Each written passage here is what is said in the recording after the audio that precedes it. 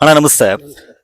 ಇವತ್ತಿಗೆ ಕರ್ನಾಟಕದಾದ್ಯಂತ ದೊಡ್ಡ ಮಟ್ಟದಲ್ಲಿ ಬಿಡದಿ ಟೌನ್ಶಿಪ್ ನ ವಿಚಾರಕ್ಕೆ ಕುರಿತಾಗಿ ಏನು ಚರ್ಚೆ ಆಗ್ತಿರುವಂತದ್ದು.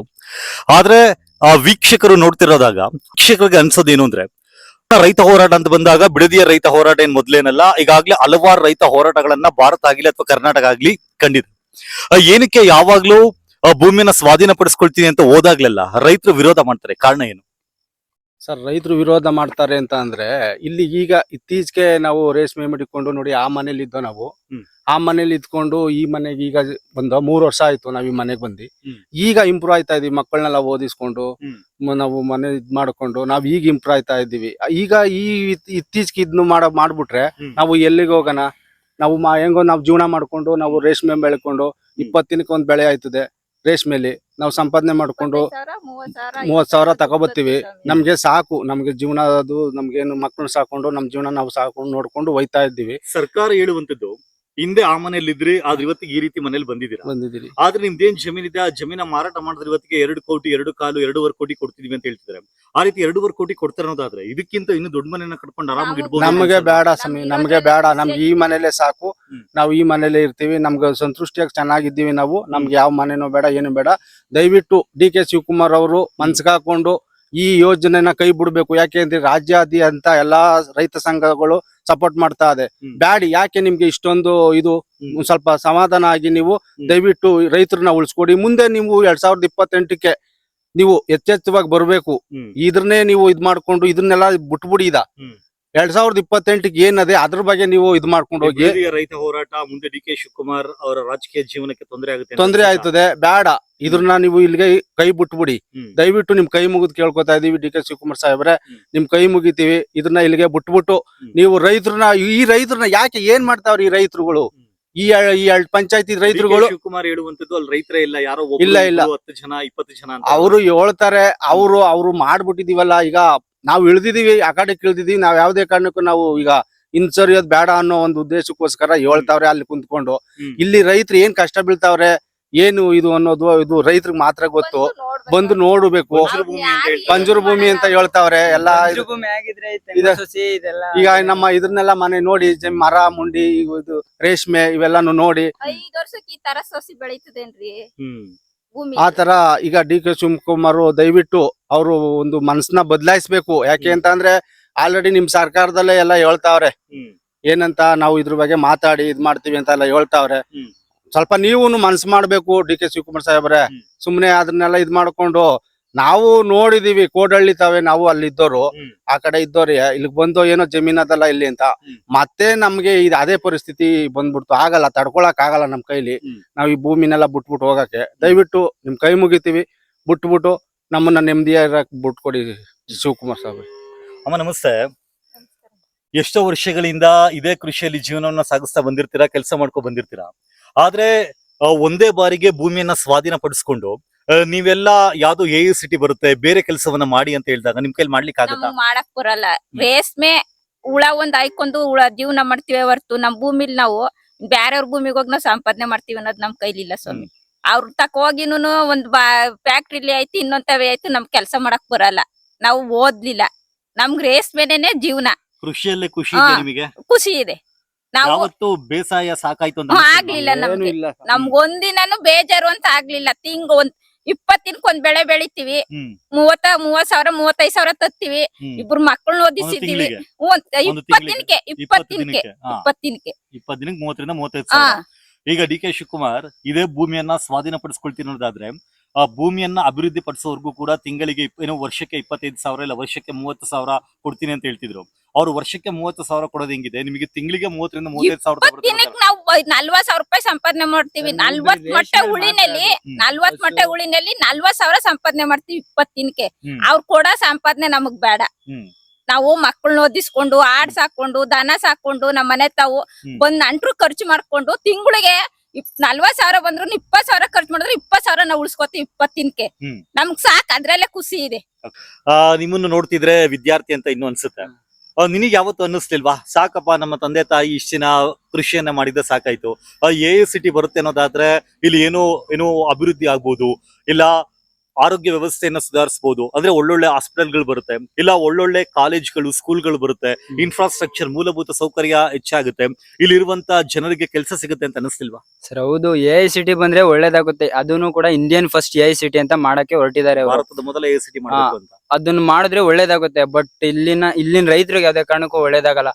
ಯಾವ ತರ ಸಮಾಧಿ ಮೇಲೆ ಕಟ್ಟೋ ಅಂತ ಕೆಲ್ಸನ ಮಾಡಕ್ ಹೊರಟಿದ್ದಾರೆ ಇವಾಗ. ಈಗ ನಾವೇ ಅಂತಲ್ಲ, ಇಲ್ಲಿನ ರೈತರೆಲ್ಲ ರೇಷ್ಮೆ ಬೆಳ್ಕೊಂಡು ಹಾಲ್ ಹಾಕೊಂಡು ಆಲ್ಮೋಸ್ಟ್ 2ರಿಂದ ಜಾಸ್ತಿ ಜೀವನ ಮಾಡ್ತಾ ಇದಾರೆ. ಇನ್ ಮಿಕ್ತವರೆಲ್ಲ ಜಮೀನ್ ಜಾಸ್ತಿ ಇರೋರು ಅಡಕೆ ಹಾಕೊಂಡು ತೆಂಗು ಆ ತರ ಬೆಳೆದಿದ್ದಾರೆ ಹೊರತು ಆಲ್ಮೋಸ್ಟ್ ಎಲ್ಲ ಕಮ್ಮಿ ಜೀವನ ಮಾಡ್ತಾ ಇರೋರೆ ಇದ್ರಿಂದ. ಈಗ ನಮ್ಮ ಅಪ್ಪ ಅಮ್ಮನೆ ನನ್ನ ಓದಿಸ್ತಿರೋದು ರೇಷ್ಮೆಯಿಂದ ಮಾತ್ರ. ನಾನು ಇಂಜಿನಿಯರಿಂಗ್ ಮಾಡ್ತಾ ಇದೀನಿ ಇವಾಗ ಫಸ್ಟ್ ಇಯರ್. ನಮ್ಮ ಅಕ್ಕ B.Ed ಮಾಡಿದ್ದಾರೆ. ನಮ್ಮ ಅಪ್ಪ ನನ್ನನ್ನ ನಮ್ಮ ಅಕ್ಕನ ಇಬ್ರು ಓದಿಸಿ 40 ಲಕ್ಷ ರೂಪಾಯಿ ಮನೆ ಕಟ್ಸಿ ಕಾರ್ ತಗೊಂಡು ಎಲ್ಲಾ ಮಾಡ್ಕೊಂಡು ನಮ್ ಜೀವನ ಎಲ್ಲಾ ಚೆನ್ನಾಗಿದೆ ಇವಾಗ. ಮನಿ ಮ್ಯಾಟರ್ಸ್ ಅಲ್ಲ ಇಲ್ಲಿ. ನಮ್ಮ ತಾತರ ಕಾಲದಿಂದ ಬಂದಿರುವಂತಕ್ಕಂತ ಭೂಮಿ ಇದು. ಈ ಭೂಮಿನ ಬಿಟ್ಟು ನಾವು ಬೇರೆ ಕಡೆ ಹೋಗಿ ಎಲ್ಲೋ ಇನ್ನೊಂದ್ ಊರಲ್ಲಿ ನಾವು ಅಡ್ಜಸ್ಟ್ ಆಗ್ಬೇಕು ಅಂತಂದ್ರೆ ತುಂಬಾ ಕಷ್ಟ ಆಗುತ್ತೆ. ಮತ್ತೆ AICT ಮಾಡ್ಬೇಕು, ಒಳ್ಳೇದಾಗುತ್ತೆ. ಅದನ್ನ ಇಂತ ಒಳ್ಳೆ ಭೂಮಿಲಿ, ಫಲವತ್ತಾಗಿರೋ ಭೂಮಿಲಿ ಮಾಡ್ಬಾರ್ದು. ಈಗ ಇಲ್ಲೇ ಟೊಯೋಟಾ ಐತೆ ಅಲ್ವಾ, ಇಲ್ಲಿ ಈ ಟೊಯೋಟಾ ಕಂಪ್ನಿಗೆ 1000 ಜನ ಬಂದಿದ್ದಾರೆ. ಇಲ್ಲಿ ಉತ್ತರ ಕರ್ನಾಟಕ, ಒಡಿಶಾ ಇಂದ ಬಂದಿದ್ದಾರೆ ಸರ್. ಇಂಡಿಯಾ ಎಲ್ಲಿರೋದು? ಒಡಿಶಾ ಇರೋದು, ಇಂಡಿಯನ್ ಮೇಲ್ಗಡೆ ಇದ್ರ ಹತ್ರ ಇರೋದದು. ಒಡಿಶಾ ಇಂದ ಬಂದಿದ್ದಾರೆ ಕೆಲಸ ಮಾಡ್ಕೊಂಡು. ಇಲ್ಲೇ ಜೋಗ್ರದೊಡ್ಡಿ, ಅಬ್ಬನ್ಕೊಪ್ಪೆಲ್ ಬಾಡಿಗೆ ಮನೆ ಮಾಡ್ಕೊಂಡು ಕೆಲಸ ಮಾಡ್ತಾವ್ರೆ. ಇದೇ AICT ನ ಆ ಕಡೆ ಇದು ಉತ್ತರ ಕರ್ನಾಟಕ ಸೈಡ್ ಮಾಡಿದ್ರೆ ಯಾಕೆ ಒಳ್ಳೇದಾಗಲ್ಲ? ಆ ಕಡೆ ಜನಕ್ಕೂ ಒಳ್ಳೇದಾಗ್ಲಿ ಬಿಡಿ. ಈ ವಿಡಿಯೋ ಮುಖಾಂತರ ಕೇಳ್ಕೊತೀನಿ ನಮ್ಮ DK ಶಿವಕುಮಾರ್ ಸರ್ಗೆ, CM ಸರ್ಗೆ, ಇಲ್ಲಿ ಮಾಡಕ್ ಹೊರಟಿರೋ ಪ್ರಯತ್ನ ಅಲ್ಲ, ನೀವು ಮುಂದುವರೆದ್ಬಿಟ್ಟಿದ್ದೀರಾ. ಅದನ್ನೇ ಉತ್ತರ ಕರ್ನಾಟಕ ಸೈಡ್ ಮಾಡಿ, ಬೇರೆ ಕಡೆ ಮಾಡಿ. ಅಕ್ಕಡೆದ್ನು ಒಂದ್ ಸ್ವಲ್ಪ ಬೆಳವಣಿಗೆ ಮಾಡಿ. ಬೆಂಗಳೂರು ಆಲ್ರೆಡಿ ಬೆಳವಣಿಗೆ ಆಗಿದೆ. ಬೆಳವಣಿಗೆಯಲ್ಲಿ ಈಗ ರೋಡ್ ಅದನ್ನ ಸರಿ ಮಾಡ್ಬೇಕೆ ಹೊರತು ಇನ್ನ ದೊಡ್ಡದ್ ಮಾಡಕ್ ಹೋಗ್ಬೇಡ್ರಿ ನೀವು. ಬೆಂಗಳೂರು ಆಲ್ರೆಡಿ ದೊಡ್ಡದಿದೆ, ಉತ್ತರ ಕರ್ನಾಟಕ ಸೈಡ್ ದೊಡ್ಡದ್ ಮಾಡಿ. ಆದ್ರೆ ಇಷ್ಟು ಜನ ಪರವಾಗಿಲ್ಲ ಭೂಮಿ ತಗೊಳ್ಳಿ ಅಂತ ಹೇಳ್ತಾರಲ್ಲ, ಅವ್ರಿಗೆ ಏನ್ ಹೇಳ್ತೀರಾ? ಸರ್ ಅದು ಅವರು ಇದು ಸರ್, ಅದು ಏನೋ ಅವ್ರು ವೈಯಕ್ತಿಕವಾಗಿ ಅವ್ರು ಕೊಡ್ಬೇಕು, ನಾವು ಮಾಡ್ಕೊಡ್ತೀವಿ, ಮಾಡ್ಕೊಳ್ಳಿ ಅಂತ ಹೇಳ್ತಾವ್ರೆ. ಅದು ಅವ್ರು ಇಷ್ಟ. ಅದು ಯಾರ ಸಂಖ್ಯೆ ಜಾಸ್ತಿ ಇದೆ? ಭೂಮಿ ಕೊಡ್ಬೇಕು ಅನ್ನೋರ ಸಂಖ್ಯೆ ಜಾಸ್ತಿ ಇದೆಯಾ, ಕೊಡಬಾರ್ದು ಅನ್ನೋರ ಸಂಖ್ಯೆ ಜಾಸ್ತಿ ಅದೇ ಸರ್. ಈಗ ನಾವು 1 ಎಕರೆ, 1.5 ಎಕರೆ, ಅರ್ಧ ಎಕರೆ ಇರೋರೆ ಎಲ್ಲಾರು ರೈತರುಗಳು ಜಾಸ್ತಿ ಇರೋದು ಅಂತವ್ರೆ ಚೆನ್ನಾಗಿದ್ದಾರೆ ಹೊರತು ಈಗ ಜೋರಾಗಿ ಜಮೀನ್ ಇರೋರು ಜಾಸ್ತಿ ಸ್ಕೂಲ್ ಅವು ಇವು ಕಟ್ಕೊಂಡಿರೋರು ಯಾರು ನೆಮ್ಮದಿಯಾಗಿಲ್ಲ.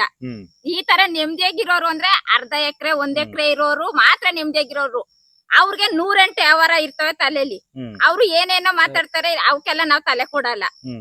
ಅವ್ರಿಗೆ ಆಚೆ ಸಾಲ ಮಾಡ್ಬಿಟ್ಟಿರ್ತಾರೆ, ಅದನ್ನ ತೀರ್ಸ್ಬೇಕು ಅವ್ರು. ಅದಕ್ಕೆ ನಾವ್ ಜಮೀನ್ ಕೊಡ್ತೀವಿ ಅಂತಾರೆ. ಅವ್ರು ಕೊಟ್ಕೊಳ್ಳಿ, ಅವ್ರ ಜಮೀನ್ ಅವ್ರು ಏನೋ ಮಾಡ್ಕೊಳ್ಳಿ. ವೈಯಕ್ತಿಕ ಅವ್ರು ಕೊಡೋದಿದ್ರೆ ಕೊಟ್ಕೊಳ್ಳಿ. ನಮ್ಗೆ ಸಾಲ ಇಲ್ಲ, ಏನಿಲ್ಲ. ನಮ್ ರೈತರ ಜೀವನದಲ್ಲಿ ನಾವ್ ನೆಮ್ಮದಿಯಾಗಿದ್ದೀವಿ. ನಾವ್ ಯಾವ್ದೇ ಕಾರಣಕ್ಕೂ ಭೂಮಿ ಕೊಡೋದಿಲ್ಲ. ಅರ್ಧ ಎಕರೆ, 1 ಎಕರೆ ಇರೋರೆ ಸ್ವಾಮಿ ಜೀವನ ಚೆನ್ನಾಗಿರೋದು. ಅವ್ರು ಸಾಲ ಇಲ್ದಿರ ಇರೋರು ಅಂದ್ರೆ ಅವ್ರೇನೇನೆ ಜೀವನ ಚೆನ್ನಾಗಿರೋದು. ಕೊನೆಯದಾಗಿ ಸರ್ಕಾರಕ್ಕೆ ಏನ್ ಮನವಿ ಮಾಡ್ತೀರಾ? ಸರ್ ಸರ್ಕಾರಕ್ಕೆ ಇನ್ನೇನು ಸರ್, ಎಲ್ಲ ನೋಟಿಫಿಕೇಶನ್ ಎಲ್ಲ ಮಾಡವ್ರೆ. ಕೇಳ್ಬೇಕು ಅಷ್ಟೇ ಸರ್. ನಾವು ಇನ್ನೇನು ಮಾಡಕ್ಕಾಗಲ್ಲ. ಆ DK ಶಿವಕುಮಾರ್ ಸಾಹೇಬ್ರನ್ನ ನಾವು ಕೇಳ್ಕೊಳ್ಳೋದು ಏನು ಅಂತ ಅಂದ್ರೆ, ದಯವಿಟ್ಟು ಯಾಕೆ ಈ ಬೈರಮಂಗಲ ಮತ್ತೆ ಕಂಚಕರ್ನಹಳ್ಳಿ ಜನಗಳು ನಿಮ್ ಜನ ಅಲ್ವಾ? ನಾವು ನಿಮ್ಮವರೇ ಸ್ವಾಮಿ. ಆಲಹಳ್ಳಿಯಲ್ಲಿ, ಈ ಬೈರಮಂಗಲ ಕಂಚಕರ್ನಹಳ್ಳಿಯಲ್ಲಿ ಈ ಅಕ್ಕಪಕ್ಕ ಇರೋದು. ದಯವಿಟ್ಟು ನಮ್ಮನ್ನು DK ಶಿವಕುಮಾರ್ ಅವರು ಅವರ ತಾಲೂಕಿನ ಅವರ ಜನರಿಗೆ ಹೇಳುವಂತದ್ದು, ನೀವು ಯಾರು ಏನೋ ಒಂದು ಮಾಡ್ಕೋಬೇಡಿ ಅಂತ ಹೇಳ್ತಾರೆ. ಅದೇ ಒಂದ್ ಇದನ್ನ ಬನ್ನಿ ಕುಂತ್ಕೊಂಡು ನಮ್ ಜೊತೆ ಮಾತಾಡ್ಬಿಟ್ಟು ನಾವು ಭೂಮಿನ ಬಿಟ್ಕೊಟ್ಟಿದೀವಿ ಅಂತ ಹೇಳ್ಬಿಟ್ರೆ, ನಿಮ್ಮ ಫೋಟೋನ ಮಡಿಕೊಂಡು ನಾವು ಪೂಜೆ ಮಾಡ್ಕೊಂಡು ನಾವು ಸಾಯೋ ಗಂಟನೂ ನಿಮ್ಮ ಪಕ್ಷ ಪರವಾಗಿ ನಾವು ಇದ್ ಮಾಡ್ತೀವಿ ಸ್ವಾಮಿ. ದಯವಿಟ್ಟು ಕೈ ಮುಗಿದು ಕೇಳ್ಕೊತೀವಿ, ಬಿಟ್ಕೊಟ್ಬಿಡಿ ನಮ್ಗೆ. ನಮ್ ಜಮೀನ್ ಉಳ್ಸ್ಕೊಟ್ಬಿಡಿ. ಇದ್ರಲ್ಲಿ ಬೇರೆ ಏನು ಇಲ್ಲ. ನೀವು ಮನ್ಸ್ ಮಾಡ್ಬೇಕು ಅಷ್ಟೇನೆ. ಇದ್ರಲ್ಲಿ ಪಕ್ಷತ್ವಾಗಿ ಅವ್ರು ಇದಾಗ ಏನು ಇಲ್ಲ. ಮನ್ಸ್ ಮಾಡಿ, ಯಾಕೆಂದ್ರೆ ನೀವು ಅಟವಾದಿಗಳು ಆಗಿರೋ ದಶೆಯಿಂದ ನಾವು ಕೇಳ್ತಾ ಇರೋದೇನು ಅಂತಂದ್ರೆ, ಬ್ಯಾಡಿ ನಿಮ್ಗೆ ಕಣ್ಣು ನಮ್ ಮೇಲೆ ಬಿದ್ದೋಗದೆ. ನಮ್ ಮೇಲೆ ಬಿದ್ದೋಗಿರೋ ದಶೆಯಿಂದ ದಯವಿಟ್ಟು ನೀವು ಶಾಂತರಾಗಬೇಕು. ಇವಾಗ ನಾವು ಕೇಳ್ಕೋಬೇಕಾದ್ರೆ ದೇವ್ರನ್ನ ಕೇಳ್ದಂಗ ಆಯ್ತಾ ಇದೆ ನಮ್ ಕತೆ. ಏನಕ್ಕೆ ಬರುವಂತ ಎಲ್ಲಾ ಸರ್ಕಾರಗಳಿಗೆ, ಮುಖ್ಯಮಂತ್ರಿಗಳಿಗೆ ಬಿಡದಿ ಮೇಲೆ ಕಣ್ಣಿರುತ್ತೆ? ಏನಕ್ಕೆ ಈ ಬಿಡದಿ ಭೂಮಿಯನ್ನ ಸ್ವಾಧೀನ ಪಡಿಸ್ಕೊಳ್ಬೇಕು ಅಂತೇಳಿ ಇವತ್ತಿಗೆಲ್ಲ ಕುಮಾರಸ್ವಾಮಿ ಅವರ ಅವಧಿಯಲ್ಲಿ ಪ್ರಯತ್ನ ಪಡ್ಲಾಗತ್ತೆ, ಆಮೇಲೆ ಯಡಿಯೂರಪ್ಪ ಅವರ ಅವಧಿಯಲ್ಲಿ ಅದಕ್ಕೆ ಪ್ರಯತ್ನ ಪಡ್ಲಾಗತ್ತೆ, ಸದಾನಂದ ಗೌಡ್ರ ಆಗಿರ್ಲಿ ಅಥವಾ ಸಿದ್ದರಾಮಯ್ಯ ಆಗಿರ್ಲಿ, ಪ್ರತಿಯೊಬ್ಬರ ಅವಧಿಯಲ್ಲೂ ಕೂಡ ಏನು ಬಿಡದಿಯ ಭೂಮಿಯನ್ನ ಸ್ವಾಧೀನ ಪಡಿಸ್ಕೊಳ್ಬೇಕು ಅಂತ ಪ್ರಯತ್ನ ಪಡ್ಲಾಯ್ತು. ಏನಕ್ಕೆ ಬಿಡದಿನೇ? ಕುಮಾರಸ್ವಾಮಿ ಅವರು 2006ರಲ್ಲಿ ಮಾಡ್ಬಿಟ್ಟಿದ್ರು ಸರ್, ಮಾಡಿದ್ರು. ಆ ನಂತರ ಅವರು ಅದನ್ನ ನೋಟಿಫಿಕೇಶನ್ ಕ್ಯಾನ್ಸಲ್ ಮಾಡ್ಬೇಕಾಗಿತ್ತು. ಕ್ಯಾನ್ಸಲ್ ಮಾಡಿದ್ರೆ ಹಂಗೆ ಉಳಿಸ್ಕೊಬಿಟ್ರು. ಅದು ಹಂಗೆ ಉಳ್ಕೊಬಿಡ್ತು. ಅದೊಂದು ಕಾರಣ ಆಗೋಯ್ತು ಅಷ್ಟೇ ಇವ್ರಿಗೆ. ಅವತ್ತೇ ಇದ್ ಮಾಡ್ಕೊಂಡು ಕ್ಯಾನ್ಸಲ್ ಮಾಡ್ಬಿಟ್ಟಿದ್ರೆ ನಮ್ಗೆ ಈ ಕಷ್ಟ ಬರ್ತಿರ್ಲಿಲ್ಲ. ಇವತ್ತು ನಾವ್ ಇನ್ನ ಗೋಳಾಡೋ ಅಂತ ಪೊಸಿಷನ್ ಏನು ಇರ್ಲಿಲ್ಲ, ಆರಾಮಾಗಿರ್ಬೋದಿತ್ತು. ಅದೊಂದು ಕ್ಯಾನ್ಸಲ್ ಮಾಡಿಲ್ಲ. ಅವ್ರು ಹೇಳ್ತಾರೆ ಅವ್ರಿಗೆ ಆದಂತ ಅವ್ರು ಹೇಳ್ತಾರೆ, ಇವ್ರಿಗೆ ಆದಂತ ಇವ್ರಿಗೆ ಕಾನೂನು ಅವು ಇದ್ರ ಬಗ್ಗೆ ನಮ್ಗೆ ಸಾನ ಇದ್ದಿಲ್ಲ. ಅದು ನಮ್ಮ ಲೆಕ್ಕಾಚಾರ ಏನೋದು ಕ್ಯಾನ್ಸಲ್ ಮಾಡ್ಬೇಕಾಗಿತ್ತು. ಅದು ಏನ್ ಗೊತ್ತಾ, ಅಲ್ಲಿ ಎಪ್ಪು ಮೊಸರು ಮತ್ತೆ ಉಳಿಸ್ಬಿಟ್ಟಾಗ ಅದು ಮೊಸರು ಆಗೋಯ್ತದೆ, ಹಾಲು ಮತ್ತೆ ಎಪ್ಪು ಉಳಿಸಿದಾಗ. ಹಂಗಾಗಿ ಏನಾಯ್ತು, ಅದು ಉಳಿಯುತ್ತಲ್ಲ, ಆ ಉಳಿದಿರೋ ದಶೆಯಿಂದ ಇವತ್ತು ಡಿ.ಕೆ. ಶಿವಕುಮಾರ್ ಕಣ್ಣು ಅಲ್ಲಿಗೆ ಬಿದ್ದದೆ. ಅದರಿಂದ ಹಿಂಗ ಆಯ್ತಾ ಇದೆ ಅಷ್ಟೇ. ಈಗ ಅವ್ರು ಉದ್ಯೋಗ ಮತ್ತು ಕೃಷಿ ಇವೆರಡರಲ್ಲಿ ಯುವಕನಾಗಿ ಯಾವ್ದು ಉಳ್ಕೊಳ್ಬೇಕು ಅಂತ ಅನ್ಸುತ್ತೆ? ಸರ್ ಉಳ್ಕೋಬೇಕು ಅಂತಂದ್ರೆ ರೈತರ ಜೀವನ ಉಳ್ಕೋಬೇಕು ಸರ್. ರೈತರ ಜೀವನ ಉದ್ಯೋಗ ಸರ್ ನನ್ ಕೆಪಾಸಿಟಿ ಐತೆ ಸರ್, ನನ್ ಉದ್ಯೋಗ ಸಿಕ್ಕಿಲ್ಲ ಅಂತಂದ್ರು ನಮ್ಮ ಅಪ್ಪ ಅಮ್ಮ ನನ್ಗೆ ಬುದ್ಧಿ ಕಲ್ಸಿದ್ದಾರೆ. ಅಲ್ಲಿ ಹೋಗ್ಬಿಟ್ಟು ನಾನು ಓದಿದ್ದೀನಿ ಸರ್, ನಾನು ಓದ್ತೀನಿ, ನನ್ ಕೆಪಾಸಿಟಿ ಐತೆ, ನಾನು ಅಲ್ಲಿ ಕೆಲಸ ಸಿಕ್ಕಿಲ್ಲ ಅಂತಂದ್ರು ನಮ್ಮ ಅಪ್ಪ ಭೂಮಿ ಮಾಡ್ಕೊಟ್ಟಿದ್ದಾರೆ ನನಗೆ. ನಮ್ಮ ಅಪ್ಪ ಒಳ್ಳೆ ಬುದ್ಧಿ ಕಲ್ಸಿದ್ದಾರೆ. ಕೆಟ್ಟದಿಲ್ ಹೋಗು ಅನ್ನೋ ತರ ಬುದ್ಧಿ ಯಾವತ್ತೂ ಹೇಳ್ಕೊಟ್ಟಿಲ್ಲ ನಮ್ಮ ಅಪ್ಪ ಅಮ್ಮ ನನ್ಗೆ. ಈ ಜಾಗದಲ್ಲಿ ಎಷ್ಟೋ ಜನ ನಾನು ಹಿಂಗೆ ಮಾತಾಡಿಸ್ತಿರ್ಬೇಕಾದ್ರೆ ಡಿಗ್ರಿ ಮಾಡಿದ್ದಾರೆ, ಡಬಲ್ ಡಿಗ್ರಿ ಮಾಡಿದ್ದಾರೆ, ಆದ್ರೂ ನಾನು ಅಲ್ಲೆಲ್ಲೋ ಹೋಗಿ 15,000 20,000ಕ್ಕೆ ಬೇರೆಯವ್ರ ಕೈ ಕೆಳಗಡೆ ಕೆಲಸ ಮಾಡೋದಕ್ಕಿಂತ ಇಲ್ಲೇ ಆರಾಮಾಗಿ 20 ದಿನ 25 ದಿನ ಕೆಲಸ ಮಾಡ್ಕೊಂಡು 60,000 80,000 ರೇಷ್ಮೆ ದುಡಿತಿದ್ದೀನಿ ಅಂತ ಅಂತಿದ್ದಾರೆ.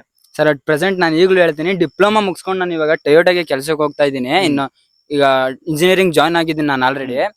ಇವಾಗ ಒಂದ್ 3 ತಿಂಗಳಿಂದ ಹೋಗ್ತಾ ಇದ್ದೀನಿ ನಾನು. ನನಗೆ 3 ತಿಂಗಳಿಗೆ ಎಷ್ಟು ಹಿಂಸೆ ಅನ್ಸ್ಬಿಡ್ತು ಅಂತಂದ್ರೆ ಇವ್ರ ಹತ್ರ ಯಾಕಪ್ಪ ಅನ್ಸ್ಕೋಬೇಕು ನಾನು. ನಮ್ಮ ಅಪ್ಪ ನನ್ನ ಅಷ್ಟ ರಾಜನ್ ತರ ಸಾಕವ್ರು ನನ್ನ. ನೆಕ್ಸ್ಟ್ ಇಂಜಿನಿಯರಿಂಗು ಜಾಯ್ನ್ ಆಗ್ತಾ ಇದೀನಿ ಸರ್. ಡೈಲಿ ಕಾಲೇಜಿಗೆ ಕಾರಲ್ಲಿ ಹೋಗ್ತಾ ಇದೀನಿ ಸರ್ ನಾನು. ಕಾರಲ್ಲಿ ಹೋಗಿ ನನ್ನ ಹತ್ರ ಐಫೋನ್ ಕೊಡ್ಸಿದಾರೆ ನಮ್ಮ ಅಪ್ಪ. ಏನು ತೊಂದ್ರೆ ಇಲ್ಲ, ನನ್ಗೆ ರಾಜನ್ ತರ ಬೆಳೆಸವ್ರು ನಮ್ಮ ಅಪ್ಪ ನನ್ನ. ಹಂಗಿದ್ಮೇಲೆ ಅವ್ರ ಹತ್ರ ಹೋಗಿ ನಾವೇನಕ್ಕೆ ಇದ್ ಮಾಡ್ಬೇಕು? ನಮ್ ಭೂಮಿ ನಮ್ಗೆ ಉಳಿಸ್ಕೊಟ್ರೆ ನಮ್ಗೆ ಯಾವ ತರ ಬೇಕೋ ನಾವ್ ಅನುಕೂಲವಾಗಿ ನಾವ್ ಚೆನ್ನಾಗಿರ್ತೀವಿ ಸರ್. ನಮ್ಗೆ ನಮ್ಮ ಅಪ್ಪ ಅಮ್ಮ ಆತರ ಬುದ್ಧಿ ಕಲ್ಸಿದ್ದಾರೆ. ಇವ್ರೇ ಅಂತಾರಲ್ಲ, ರೈತರುಗಳು ತನ್ನ ಮಕ್ಳಿಗೆ ಒಳ್ಳೆ ಹಾದಿಲಿ ಹೋಗಿ ಅನ್ನೋ ಒಂದು ಬುದ್ಧಿನ ಹೇಳ್ಕೊಡ್ತಾರೆ ಸರ್. ಧನ್ಯವಾದ.